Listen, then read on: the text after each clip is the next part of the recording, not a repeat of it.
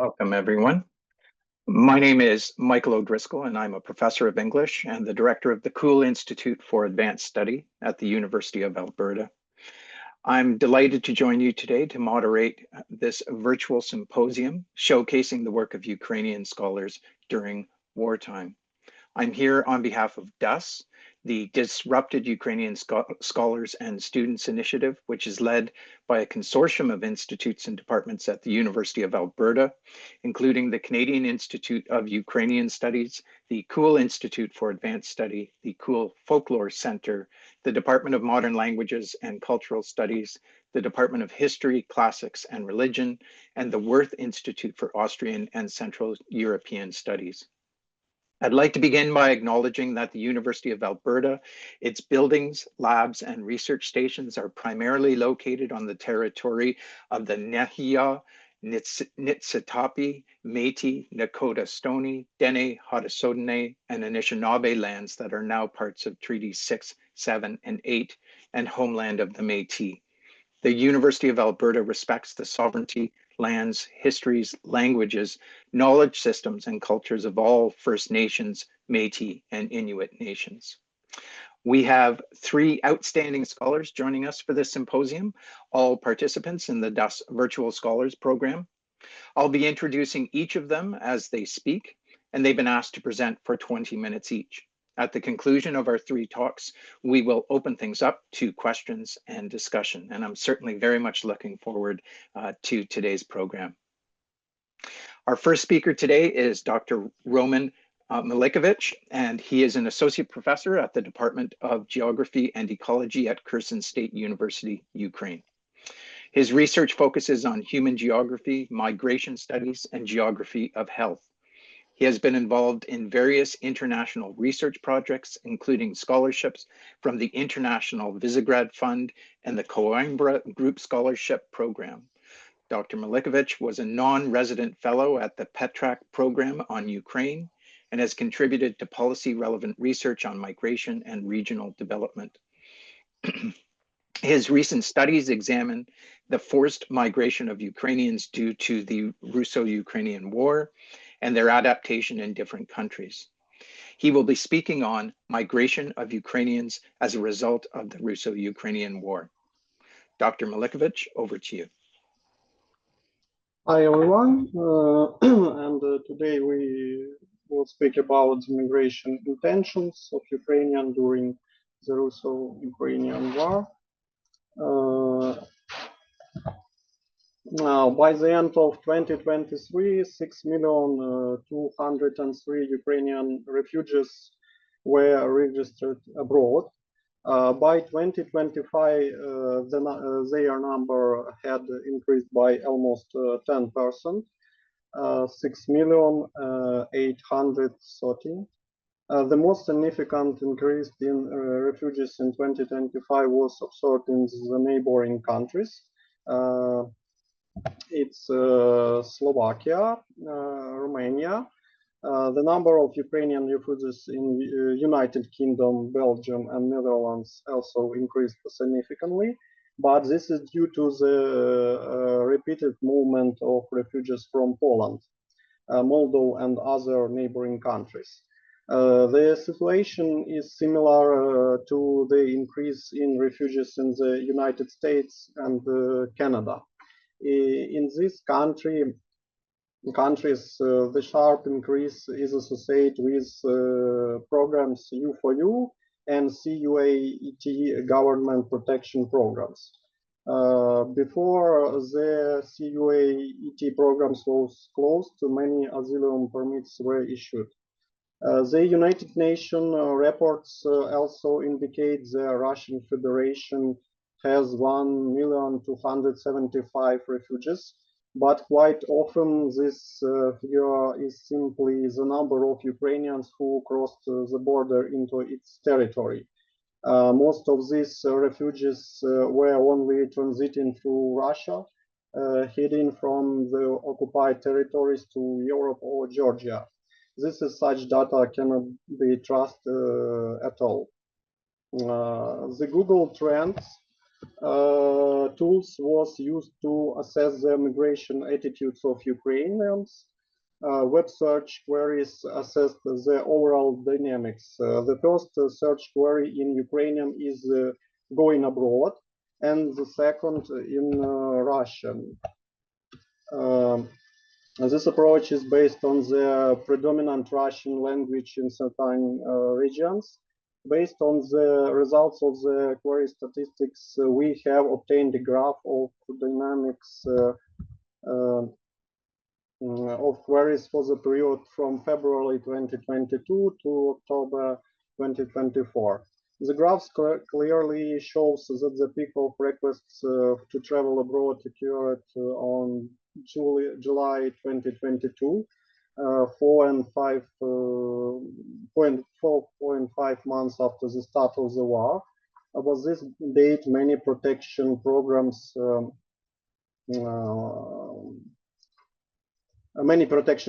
for Ukrainians has already appeared and were already quite clear and tested. In particular, the British program Housing for Ukraine was significantly supplemented and updated in June-July 2022. In Poland and Germany, the issue of temporary protection for Ukrainians and the payment of benefits was adjusted in the summer. The graphs also clearly shows a peak in the number of registered refugees after which Ukrainians began to return home particularly. This peak occurred in April 2023, when some refugees returned after the Kharkiv and Kherson regions deoccupation and after a hard winter. When it comes to the relationship between the numbers of refugees and search for travel abroad, this relation is inverse. The correlation coefficient is minus 0.76. In other words, the more people were interested in leaving, the fewer left. In this regard, the most active internal displaced persons were those who first left for the Western regions and considered whether to stay or leave. However, the results of the regional analysis are more interesting. The peculiarity of the data analysis is also comparing the activity of search queries in Ukrainian and Russian. The absolute leader in the number of Ukrainian language queries were the Western regions, Ivano-Frankivsk, Zakarpattia, Ternopil, and other regions. The situation is that these were considered the safest regions and therefore the highest concentration of internal displaced persons.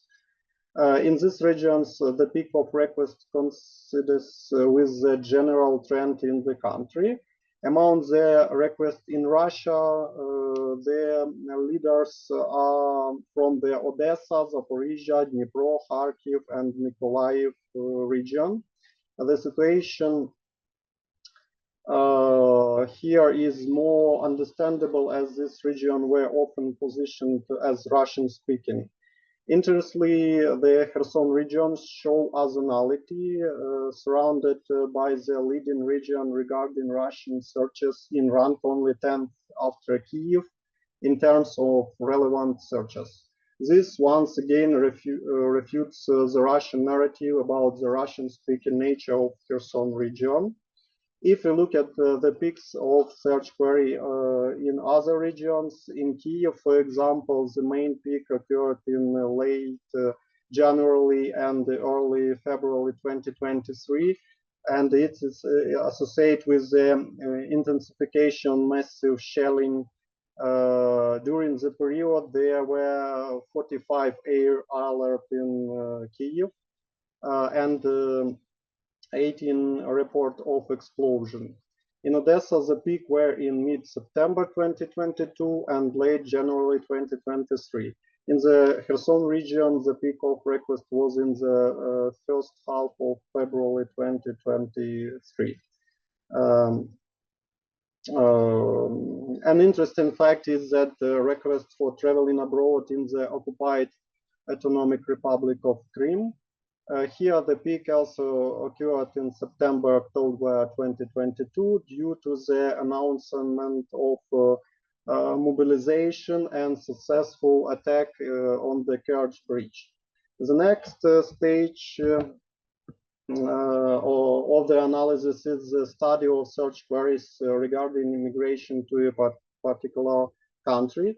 Here it was starting with the neighboring countries, as the most frequently searched for information was about crossing the border with them. Of course, the most significant number of queries were about Poland. The peak of requests was in early March 2022. The Western regions are the leaders in terms of the number of search queries. The top query phrase was work in Poland. In 2024, interest in migration to Poland almost completely disappeared. The searches concerned only the border blockade and the restrictions imposed on Ukrainians in Poland. Poland is now seen only as a transit country for further migration. The slide shows the intensity of this slide shows intensity of Ukrainian queries regarding migration to Germany on Poland's territory. Germany is the following most popular country, and the peak of requests occurred in mid-June 2023. This pattern is primarily due to the massive migration of refugees from Poland to Germany due to better conditions and higher social benefits. In particular, from August 2022 to June 2023, the number of registered refugees in Poland decreased by more than 315,000 people, while in Germany it increased by more than 410,000 people over the same period. In this regard, we also studied Ukrainian language requests to move to German from Poland. The peak against occurred in June 2023, and the leader were Lubelske, Low Silesian Voivodeship, which directly bordered Germany. This slide. As for the United Kingdom, search were very active through the entire period, with the highest peak in November 2022 and two slightly lower peaks in April 2022 and May 2023. The leaders in terms of requests were from the Lviv, Rivne, and Volyn regions. Naturally, in the 2024, requests for migration to United Kingdom also increased significantly.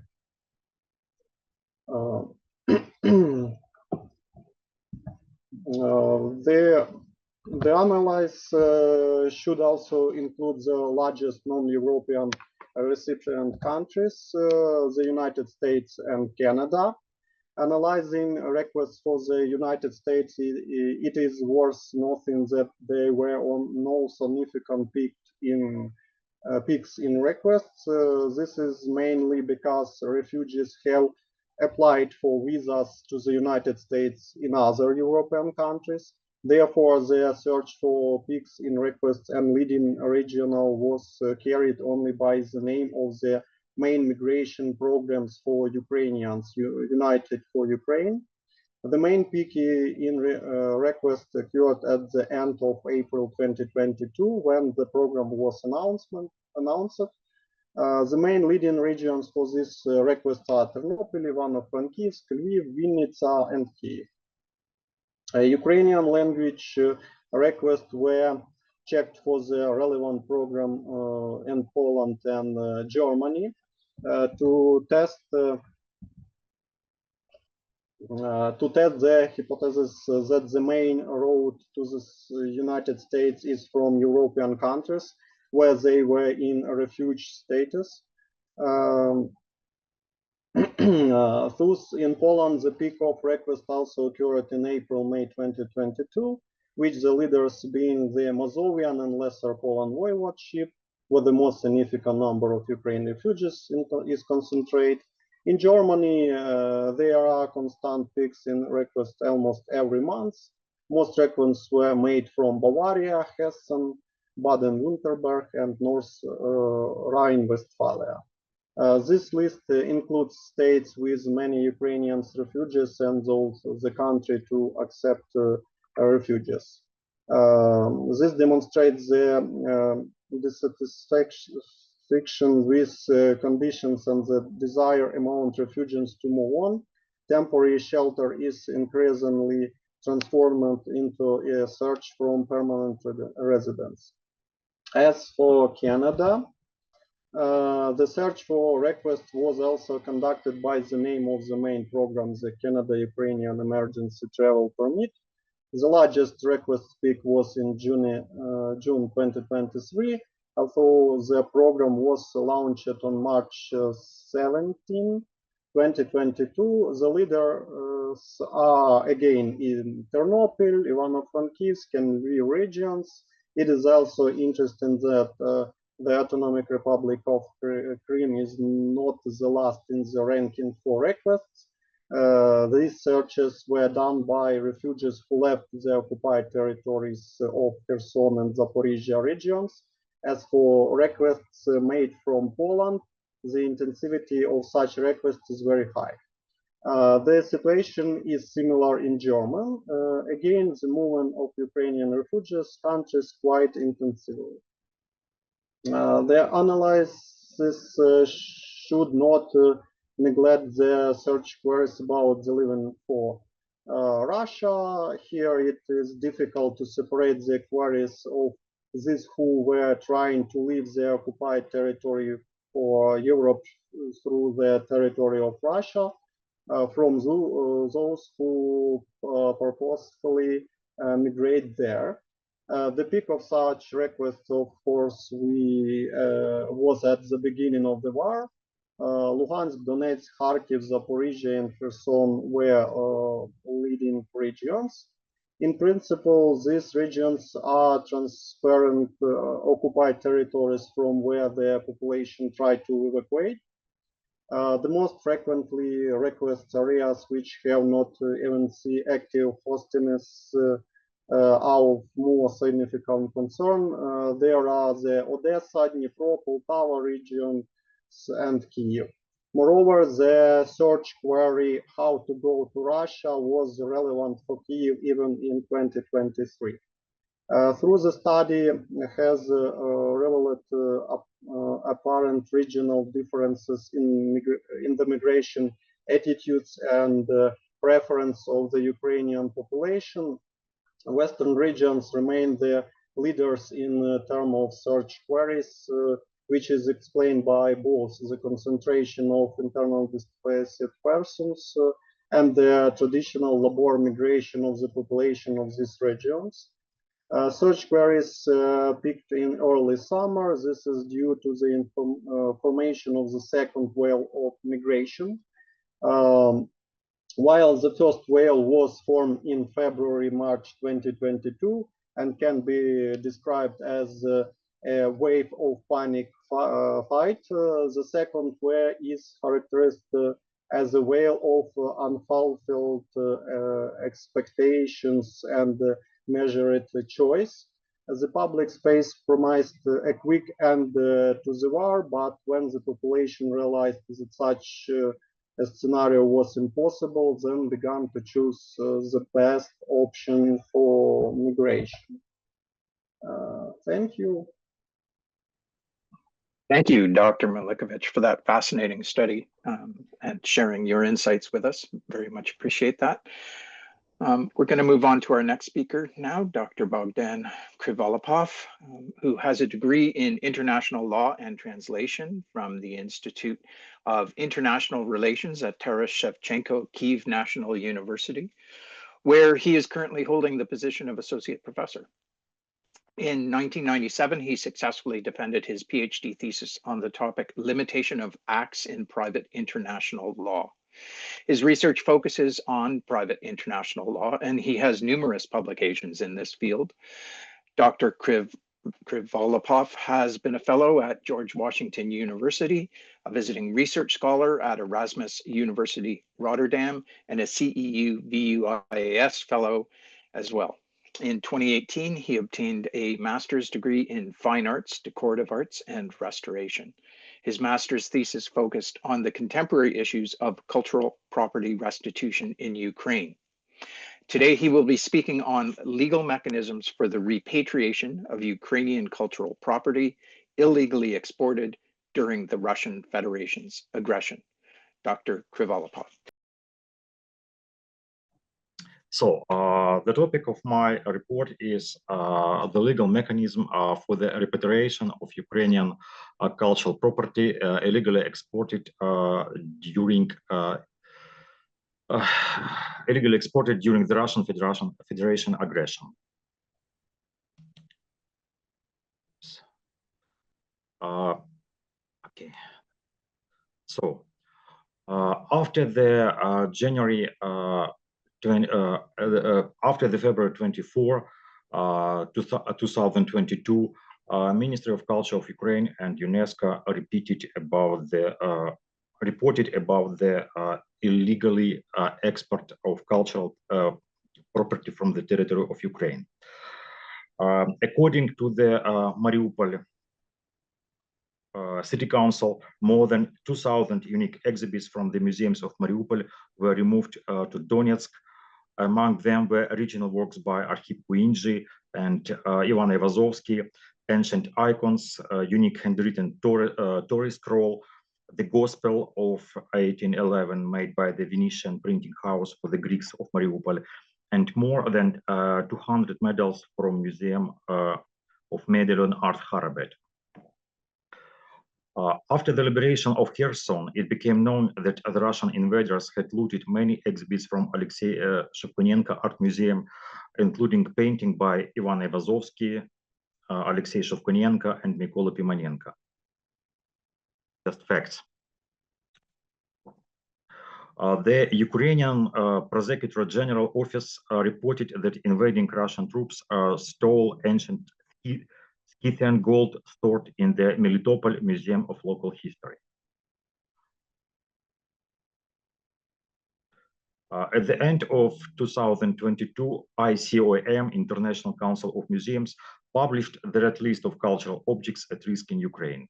The purpose of this emergency red list is to contribute to the protection of cultural heritage by identifying the types of objects most at risk.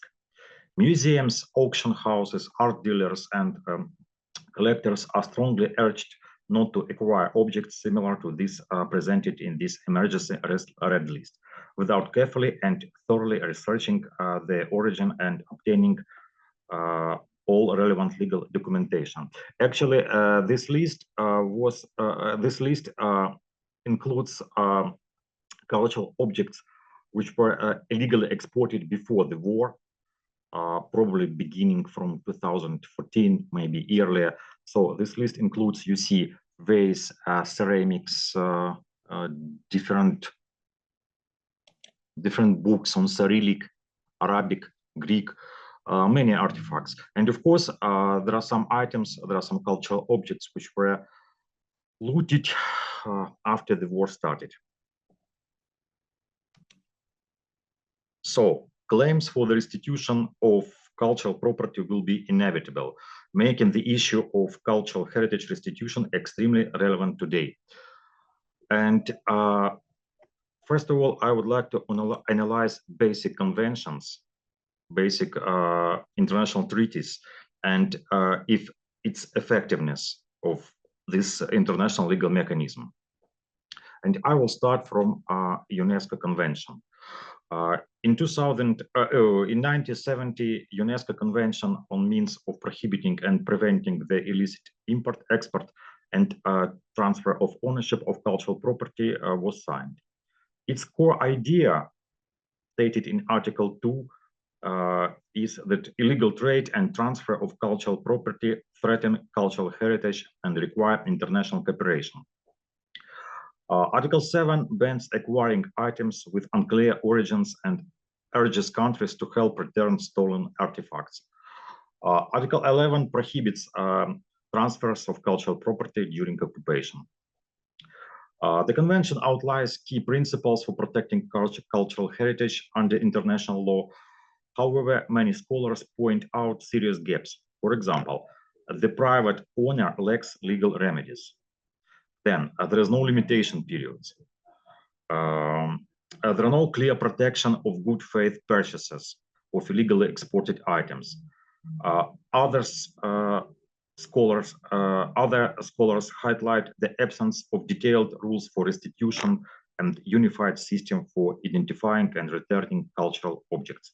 So the convention focuses too much on state-to-state relations, offering limited support for private owners and museums, and lacks direct mechanism for restitution and clear rules on key legal issues. It remains unclear whether the convention can help recover cultural property taken from Ukrainian state museums by Russian invaders. If the museum is in a territory not controlled by Ukraine, applying the convention is nearly possible, as occupying power treats the area as its own.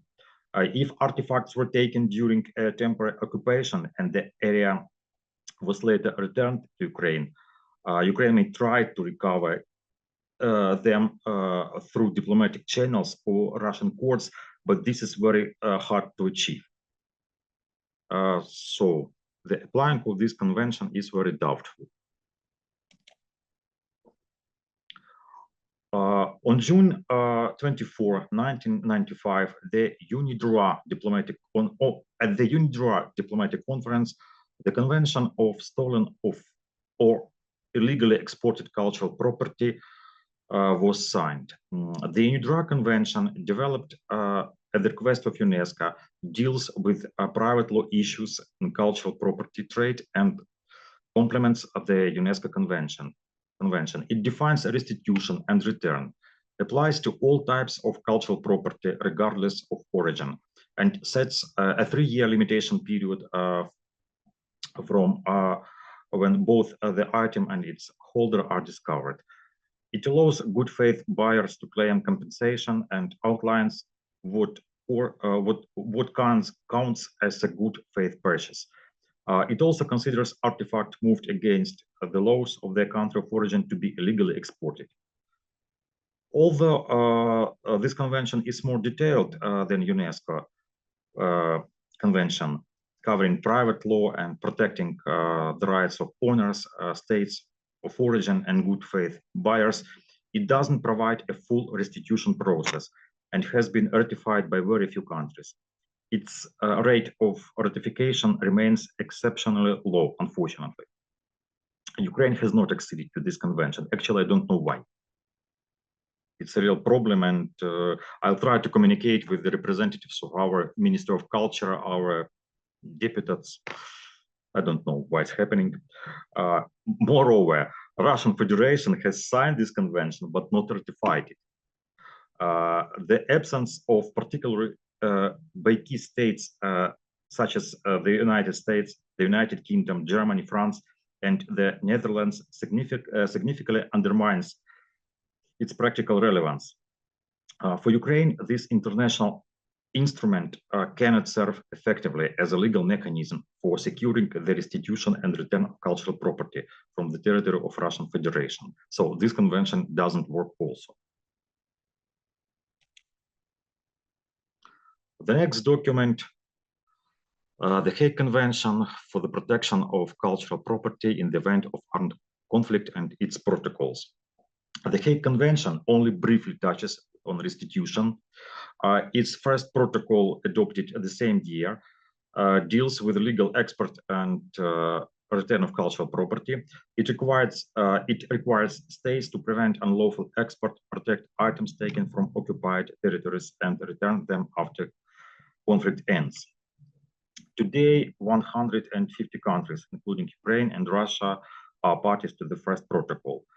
Due to gaps exposed by post-Second World War conflicts, a second protocol was adopted in 1999 to strengthen protection measures. Article 9 of the second protocol prohibits any illicit export, movement, or transfer of ownership of cultural property and obliges states parties to prevent such actions. Moreover, the same article explicitly prohibits archaeological excavations in occupied territories. How can the Hague Convention and its protocols assist Ukraine in securing the restitution and return of cultural property removed during the Russian Federation's armed aggression? The Hague Convention doesn't directly deal with restitution, but its first protocol includes some relevant rules. Russia hasn't joined for the second protocol, so only the first protocol applies. Under paragraph 3 of the first protocol, Russia must return cultural property taken from occupied areas after the war ends. However, since the conflict is ongoing and Russia claims control over regions like Kherson, using this mechanism to recover Ukrainian cultural property seems very doubtful. So the fundamental question is whether it's possible to repatriate cultural objects that were stolen by Russia during this war. The answer is no. Many international law experts are skeptical about the possibility of cultural property returning from Russia based on the aforementioned conventions. The issue is not solely that Russia fails to respect international law. Rather, it lies in the ineffectiveness of international law itself. The war demonstrated the complete failure of international law. It's not just about the protection of cultural property. The entire system of current international security has crumbled. The United Nations is incapable to protect a country under aggression. It has become evident that preventing war crimes in the 21st century is a real problem. The system of international security established after the Second World War is unable to address modern challenges. The only exception is the returning of Scythian gold from Netherlands. I hope you remember this story about the Scythian gold. Ukraine and the Netherlands are both states parties of the UNESCO Convention, leaving Russia with no chances. So just a few words about this case. Before the occupation of Crimea, 5 Ukrainian museums exhibit artifacts first in Germany, then in Netherlands, and then Crimea was occupied. After this, 5 of 4 Crimean museums demanded to return the items, museum items, to the territory of Crimea. Of course, Ukraine was against this, and all this story started. The last decision, the final decision of the Supreme Court of Netherlands was in 2023. It was a final decision that all the items should return to Ukraine. So this is the case. The second part of my topic is restitution of cultural property in private international law. Some stolen artifacts from Ukrainian museums are likely to be found in Russian museums, while others may have been bought by good faith buyers abroad.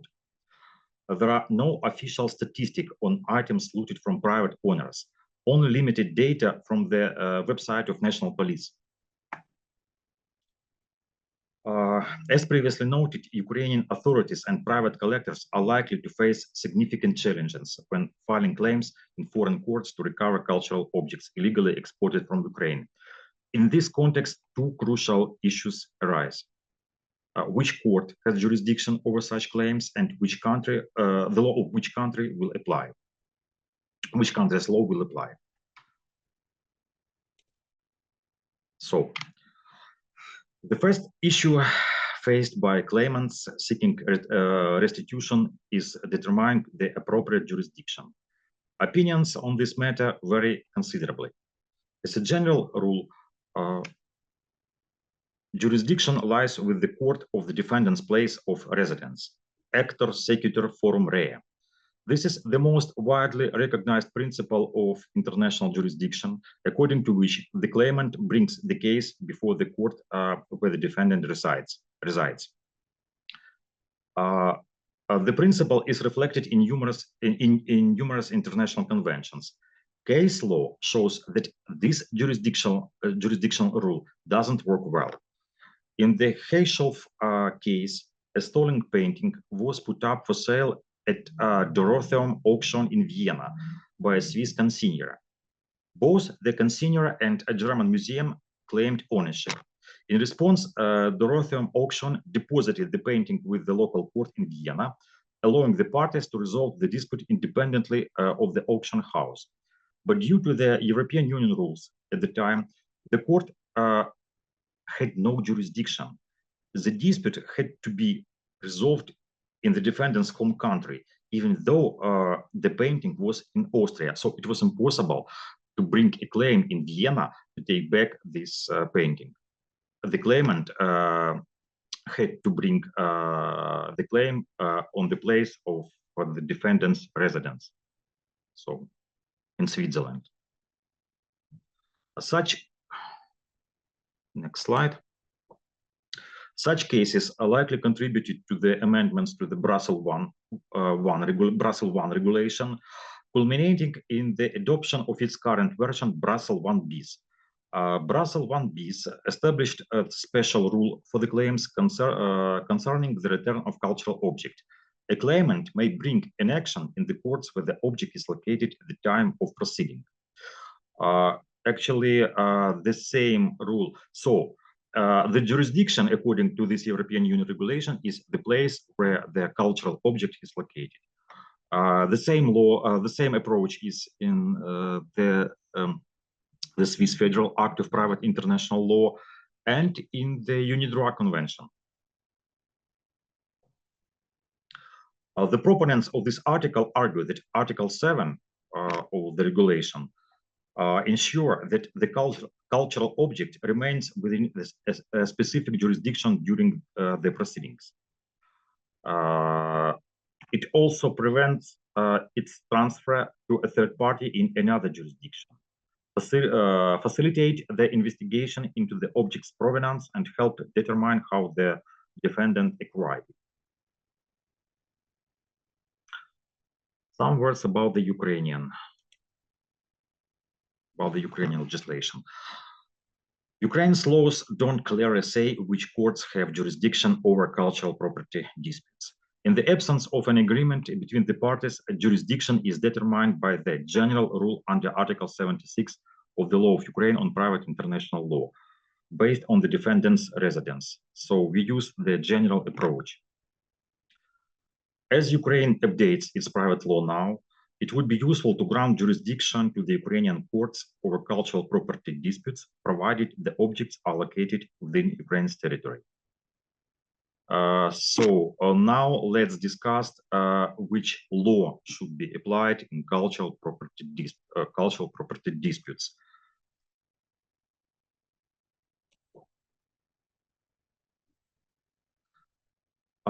Today, the most popular conflict rule which applied to the cultural property restitution and returning claims is the law of the thing's location, lex reisita. This approach is favored by its simplicity, transparency, legal certainty, ease of application. More arguments for this rule. The rules on exporting and importing cultural property are public law norms, and it's unacceptable to apply foreign public rules according to the modern doctrine of private international law. This approach protects good faith purchasers. Despite the simplicity and ease of the lex reisita, most authors point out some problems with it, which may arise for the owner of stolen cultural property, especially when it comes to bona fide acquisition. Bona fide acquisition means good faith purchasing. It's a very popular case, Winkworth versus Christie, Manson, Woods Limited. Japanese works of art, netseke, were stolen from a private collection in England and taken to Italy, where a bona fide purchaser bought them. The bona fide purchaser delivered the netseke to Christie's in London to have them auctioned.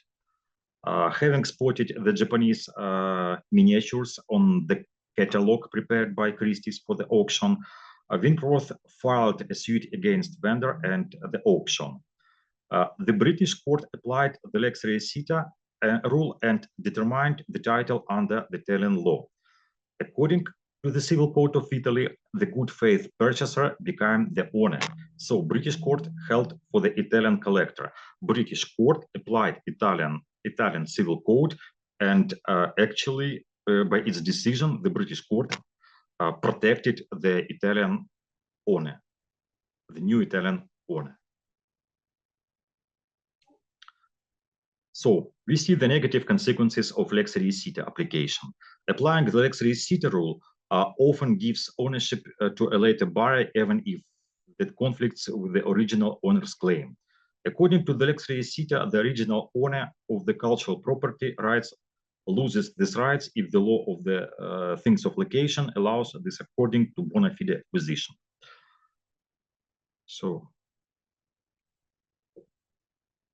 the next approach is the so-called lex originis.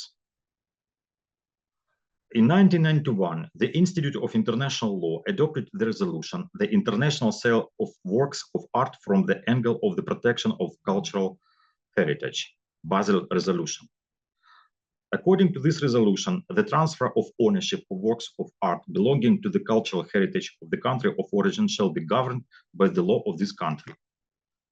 So, the provision of the law of the country of origin governing the export and works of art shall apply. What is country of origin? Country of origin of a work of art means the country with which the property concerned is most closely linked from the cultural point of view. A well-known private international law scholar, Professor Simeon Simeonidis, proposed a model called lex recita originis, or simply lex originis. What is this? The owner of a cultural object should be protected under the law of the country where the object was located at the time it was moved abroad. The advantage of such idea is that the law of the original owner will regulate both the validity of the transfer of ownership of cultural property and the situation of bona fide purchaser. This approach is perfectly acceptable.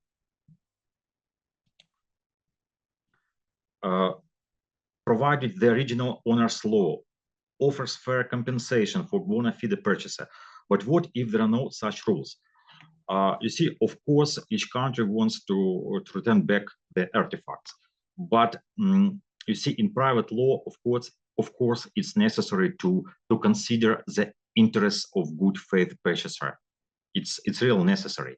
And there is a problem. The professor Patricia Reihan calls this problem a chaotic palette. So what is a chaotic palette? On the one hand, it's necessary to protect the original owner of the cultural property from depriving him, her of any rights to cultural property due to the application of foreign law of bona fide purchaser. On the other hand, it's quite likely that the legislation of the country of the original owner will not consider the interests of bona fide purchaser at all. So one way to solve this problem is the unification of material and conflict rules on the restitution of cultural property. The best possibility is to adopt to sign an international treaty. And Unidroit Convention clearly states that the possessor of a cultural object which has been stolen should return it. And Convention provides that bona fide owners have the right to expect fair and reasonable compensation if they neither knew nor ought reasonably to have known that the object was stolen. Problems in the application of the Unidroit Convention, I've just told about this. This convention is very unpopular. So Ukraine didn't sign it.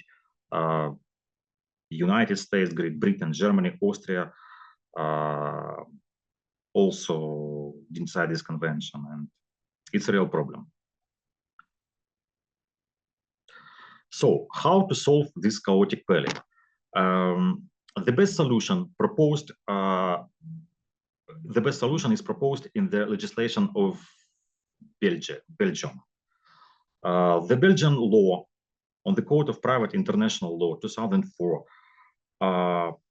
presents a rule according to which if an item which state considers as being included in its cultural heritage has left the territory of this state in a way which is considered to be illegitimate at the time of exportation by the law of that state, the revendication by the state is governed by the law of the state as it's applicable at the time, or at the choice of the latter by the law of the state on the territory of which the item is located at the time of revendication. This rule proposes a real owner to make choice of law, which law should be applied. The law of the origin, the law of the country from which this object was illegally exported, or the law of the country where this cultural object is located now. So it's a very flexible rule, and it's absolutely new approach.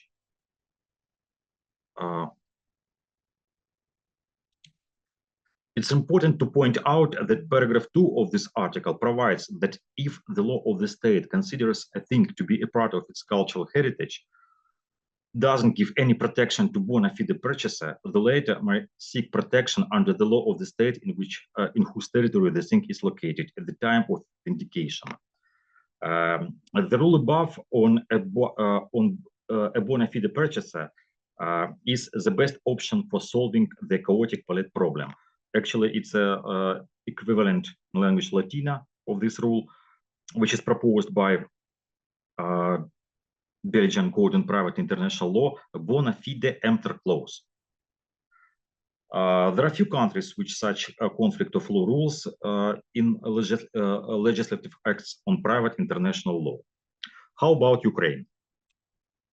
The law of Ukraine on private international law doesn't contain a special conflict of law rule about cultural property.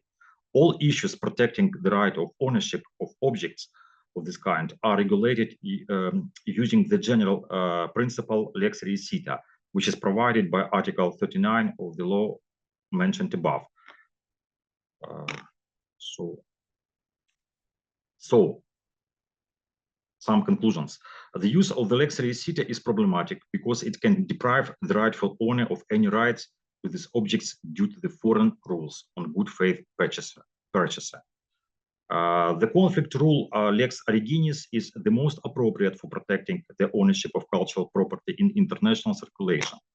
The most acceptable mechanism for protecting a bona fide purchaser may be the conflict construction bona fide emptor clause, provided by the legislation on private international law of Belgium, Montenegro, and Bulgaria, as I remember. It's necessary to provide Ukrainian legislation for the conflict. Necessary to provide Ukrainian legislation for the conflict of laws rule lex originis. For the bona fide purchaser rights protection to the above cultural values, it's necessary to use the conflict construction bona fide emptor clause. This construction may be a model of a unified conflict rule for bilateral and multilateral treaties about legal aid or for a special cultural property protection. So, and of course, it's necessary to sign this UNIDROIT convention. It will help us to return our cultural objects. Thank you very much for attention, and sorry, probably I took over some minutes, so more than 20 minutes, sorry for this. No worries at all about that, Dr. Kryvolapov. Thank you so much for that absolutely fascinating talk. I learned a tremendous amount, and your very nimble solutions to the chaotic palette problem are really very intriguing. I'd like to introduce our next speaker now. Dr. Pavlo Yeremiev is an associate professor at VN Kherson Kharkiv National University, Ukraine. He received his PhD in 2015. His recent scholarships and research projects include the AAJR Fordham NYPL Fellowship for Ukrainian Scholars, Northwestern Buffett Institute's Virtual Visitor Program, the Center for Urban Studies in Lviv residency program, and a fellowship at the Center for Advanced Studies, Sofia. His main research interests are the history of religion, Eastern Europe in the long 19th century, intellectual history, and historiography. He focuses on the representations of religion and discourses from the late 18th to the early 20th century. He will be speaking on historical representations of Ukrainian lands by Kyiv Theological Academy professors from the second half of the 19th to the early 20th century. Dr. Yeremiev, please go ahead. Dear ladies and gentlemen, first of all, I would like to thank you for the opportunity to be here. For me, it's a great honor and great pleasure. And this paper is a part of more broad project on the religious history of Ukrainian lands in the discourses of the long 19th century. It should be noted that nation building in Ukraine during this period remains a subject of active debates. For instance, in the polemic between Faith Hillis and Johannes Rumi over Little Russian identity in the 19th century, or in the discussions around the work of the Fedevich father and son duo. However, the role of religion in this process and the interaction between historical knowledge, faith, and national identity still requires closer attention. The works of Ricardo Vulpius, Heather Coleman, and Lilia Berezhnaya provide an important foundation in this area. This period shows that identities were not fixed. Ukrainian, Little Russian, or imperial orientations overlapped and were often fluid and situational. In my research, I examine how a professor of the Kyiv Theological Academy represented the history of Ukrainian lands, and how their intellectual networks, educational backgrounds, and methodological paradigms shaped their views. I ask how nation-building process and theological debates of the time influenced their historical imagination. To do so, I draw on the approaches of the Cambridge School of Intellectual History to analyze how terms like Ukraine, Little Russia, or nation acquired meaning in specific contexts. I also follow Pierre Bourdieu in treating the views of Kyiv Theological Academy professor as products of interaction between personal agency and in institutional structures. Although the Kyiv Theological Academy and its professor have been widely studied, the questions I raise here have not yet been addressed in a focused way. The academy was founded in 1819 as part of Alexander I's reforms, continuing the legacy of the Kyiv Mohyla Academy, while being intellectually shaped by the professors educated at the newly reformed St. Petersburg Theological Academy. Although my study focuses on the second half of the 19th and early 20th century, it is important to briefly outline how the Academy's approach to the history of Ukrainian lands emerged by the mid-19th century. Initially, history played a marginal role at the Academy. This changed under Evgeny Bolkhovitinov, who became Metropolitan of Kyiv and Halich in 1822 and soon joined the Academy. Formed during the Enlightenment reforms in Orthodox education, which, as shown by Elisver Chafter and Andrei Ivanov, profoundly modernized the church intellectual culture. He promoted an empirical, fact-based, rational understanding of church history. Consistent with Enlightenment thinking, he used the terms such as Little Russia and Ukraine primarily in a regional sense, paying little attention to ethnicity. Yet, his close work with historical sources, chronicles, and so on, led him to notice local specificities. In Bolkhovitinev's narrative, history was shaped less by nations than by key individuals like Bogdan Khmelnytsky, Tsar Alexei Mikhailovich, and so on, and by social groups like the Cossacks. At the same time, he occasionally personified Little Russia as an actor with its own interests, sometimes distinct from those of the Russian Tsar. This reflected his reliance on Bantysh-Kamensky history of Little Russia, which was shaped by Cossack descendant elites who regarded Little Russia as a distinct historical subject. After Metropolitan Yevgeny's death in 1841, the Academy established a separate chair of Russian Church and Civil History. Its first professor was Makary Bulgakov, later Metropolitan of Moscow and author of the fundamental history of the Russian Church. Like his predecessor, he relied on factual, source-based history and referred to the Little Russian language in the 16th and 17th century texts, treating Little Russia as a territorial rather than ethnic category, essentially synonymous with the term Ukraine. However, unlike Bolkhovitinov, Makary adopted a more nation-centered perspective, presenting the Narod, nation, as a distinct historical actor. It was something new. Now, Narod, nation, not individuals, are the subject of historical action. This shift reflected the broader nationalization of imperial discourse noted by Richard Wortman, especially after Polish uprising on the right bank Ukrainian lands. Influenced by Romanticism, Makary narrative became more emotional and metaphorical.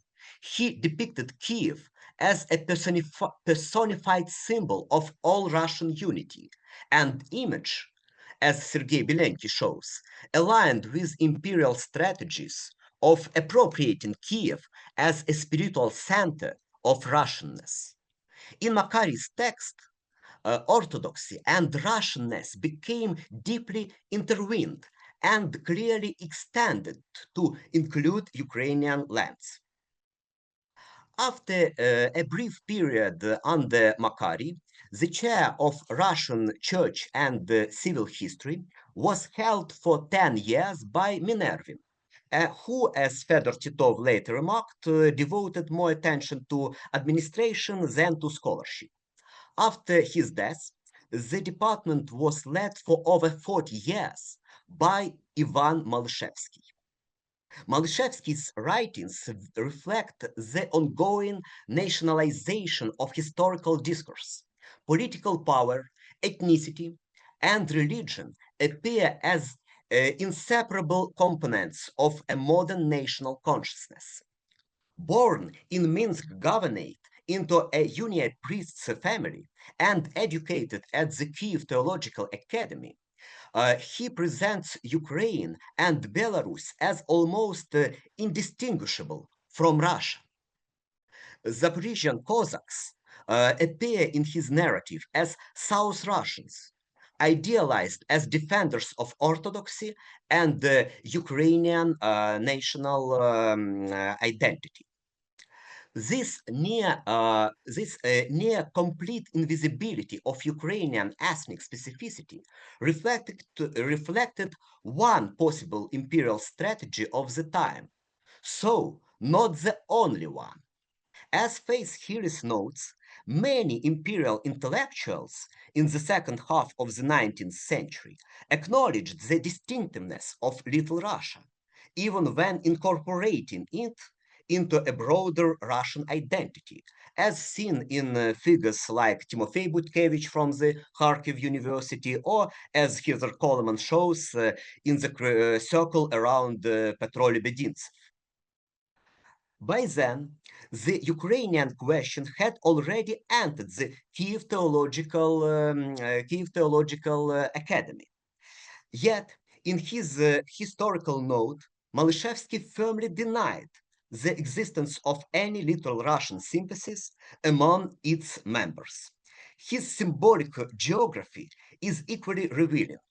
Little Russia expands beyond the Hetmanate to include Volyn, reflecting broader imperial discursive shifts, while Ukraine is used only for Dnipro region. In 1863, a separate chair of Russian civil history was established at the academy, while Molikevych continued to lead the chair of Russian church history. In 1897, he was succeeded there by his student, archpriest Fedor Titov, who was born in Sudzha district of Kursk province on the Ukrainian-Russian borderland, but did not identify himself as either Ukrainian or Little Russian. In Titov's works, the tendency already present in Molikevsky's narrative to link Russianness with Orthodoxy while minimizing Ukrainian ethnocultural distinctiveness not only continued, but became more pronounced. Titov's highly emotional and metaphorical style in describing Russianness, sometimes he used the term Russia or Russian 3 times in one sentence, can be understood through broader scholarly trends. First, as Zoltan Kavicic notes, metaphor often intensifies with emotional charge, a typical response to rising national competition and the nationalization of imperial discourse. Second, in the early 20th century, positivist historiography began merging with neo-Kantian ideas, shifting historical writings away from merely documenting facts toward interpreting them through values and meanings. The first head of the new chair of Russian civil history was Philip Ternovsky. Unlike Molikevych and Titov, he displayed far less nationalistic rhetoric and was notably more receptive to Western influence. West was described positively in his texts. In his works, Little Russia was included within a broader understanding of Russianness, but without emotional metaphors and strong nationalistic framing, as we could see in the example of Titov. Ternovsky followed the fact-based positivist approach of his teacher, archpriest Alexander Gorsky of the Moscow Theological Academy. This positivist orientation explains the absence of romantic imagery or attempts to depict a collective national spirit in his narrative.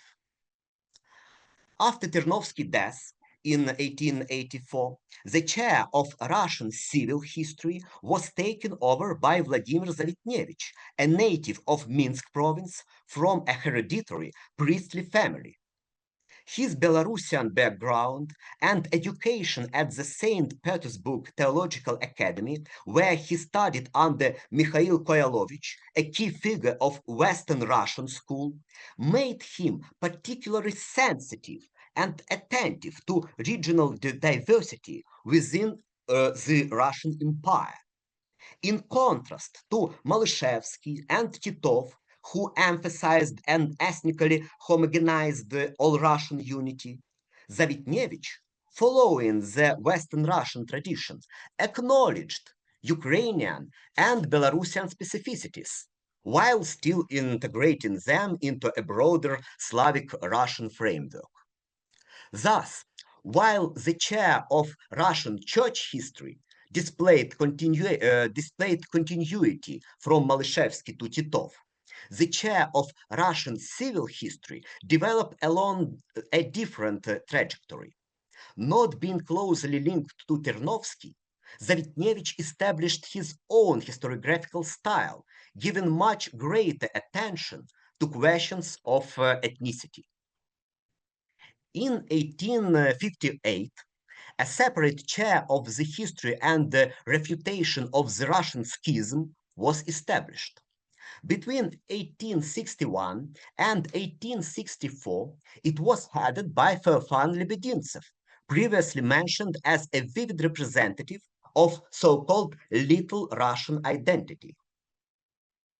As Heather Coleman notes about his brother's worldview, Feofan's regionalism was conservative, populist, and nativist. At the same time, his interpretation of the historical development of Orthodoxy, particularly his writings on the Orthodox brotherhoods of the early modern period, was closely connected to a broader debate of the second half of the 19th century about reforming church life. In general, Feofan Lebedintsev sometimes even called himself, he write about the distinctiveness and the differences between Ukrainian territory and Russian territory, but includes this difference into a broader all-Russian identity. From 1883, the chair of the Russian history and of the history and the refutation of the schism was led by Stepan Golubev, a prominent historian of the 16th and 17th century church. Although born in the Penza province, he became closely connected to Kyiv after graduating from Kyiv Theological Academy, where he later taught. Unlike Molikevych and Titov, Golubev acknowledged the historical and cultural specificity of Ukrainian lands, including the existence of a distinct Little Russian dialect.